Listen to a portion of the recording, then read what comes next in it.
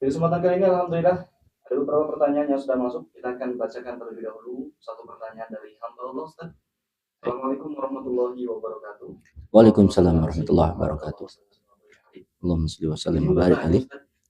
Pendapat ulama itu berbeda-beda Ustaz. Lalu dalam memilihnya, apakah harus yang sesuai dengan mazhab yang kita anut atau kita boleh mencari tahu tentang pendapat mana yang dirasa lebih mendekati sunnah Rasulullah SAW? Bismillahirrahmanirrahim.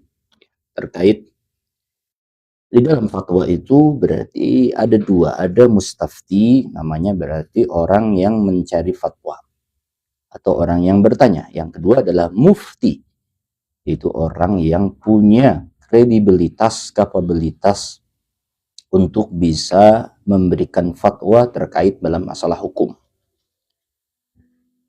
Maka semuanya ada aturannya.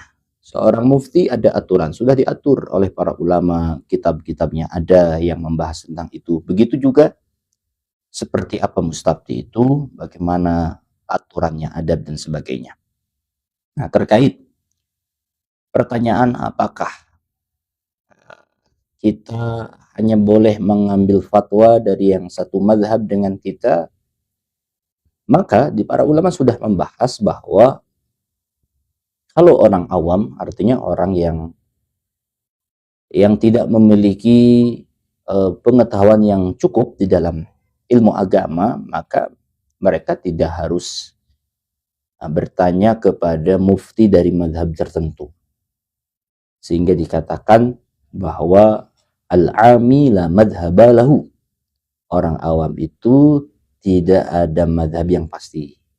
Madhabu muftihi, mazhabnya itu tergantung mazhab dari muftinya, sehingga dia boleh bertanya kepada siapa saja selama itu adalah orang yang kredibel, selama muftinya adalah orang yang capable, ya, entah itu dari mazhab Syafi'i, dari mazhab Maliki, dari mazhab Hambali, dari mazhab Hanafi, diperkenankan, ya, selama mufti tersebut adalah orang yang kredibel di dalam untuk dia berfatwa.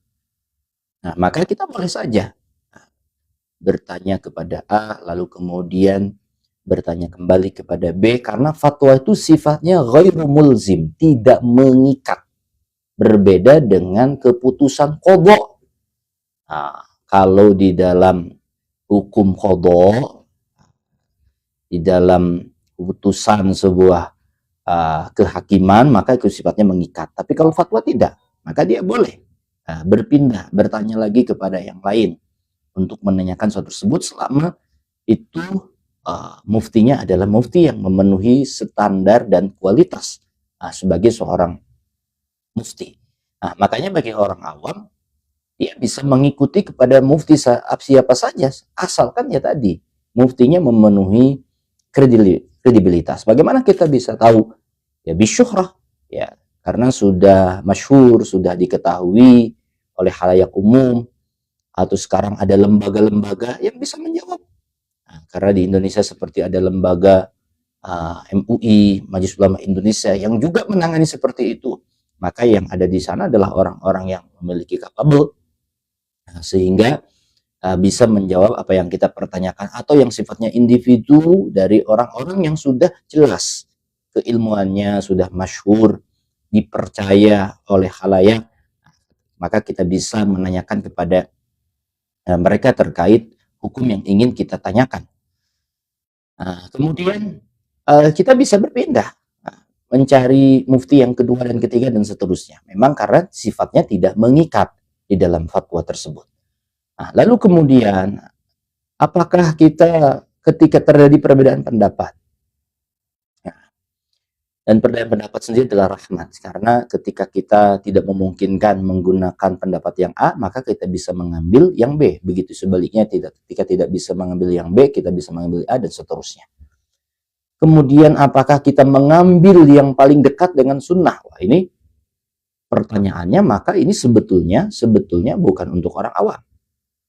Karena kalau kita mencari yang paling dekat dengan sunnah, berarti artinya kita punya kemampuan untuk bisa menilai fatwa mana yang paling mendekati sunnah. Dan ini luar biasa, ini tidak bisa sembarangan orang. Bahkan Orang yang belajar mengaji saja, yang mondok bertahun-tahun, belum tentu dia punya kemampuan untuk bisa menilai mana fatwa yang paling mendekati dengan sunnah, karena itu tidak mudah. Itu yang pertama. Yang kedua, bahwa semua fatwa para ulama yang mereka adalah orang-orang yang memang sudah terpercaya, kapabel dan kredibel, maka semuanya adalah mendekati sunnah. Karena semuanya bersandarkan, berlandaskan Al-Quran dan sunnah. Fatwa itu bukan pendapat yang muncul dari pribadi orangnya, bukan dari pribadi ulamanya, bukan dari sekedar hawa nafsunya, tidak. Mereka berfatwa menghasilkan hukum itu melalui kajian terhadap sumber-sumber hukum.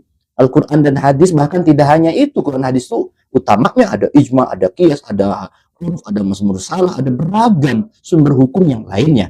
Maka itu bukan daripada tugas kita sebagai orang awam untuk menilai mana fatwa yang paling mendekati sunnah. Selama fatwa itu dikeluarkan dari para ulama yang kapabel dan kredibel, semuanya berlandasan kembali kepada Quran dan Sunnah. Semuanya bersandarkan sumber-sumber hukum. Nah, kita tidak punya kapabel untuk bisa menilai mana yang paling mendekati Sunnah. Karena itu membutuhkan kemampuan yang seorang mujtahid, dan kita tidak punya perangkat untuk bisa membandingkan, karena itu butuh ilmu usul fikih, butuh ilmu lughah, butuh ilmu maqasidus syariah, butuh ilmu qawaidul fikih, butuh beragam banyak ilmu, butuh ilmu hadisnya, butuh ilmu tafsirnya yang lengkap, sehingga kita bisa yang namanya adalah tarjih. Tarjih itu mengunggulkan, dan itu bukan tugas kita sebagai orang awam, itu tugasnya ulama besar.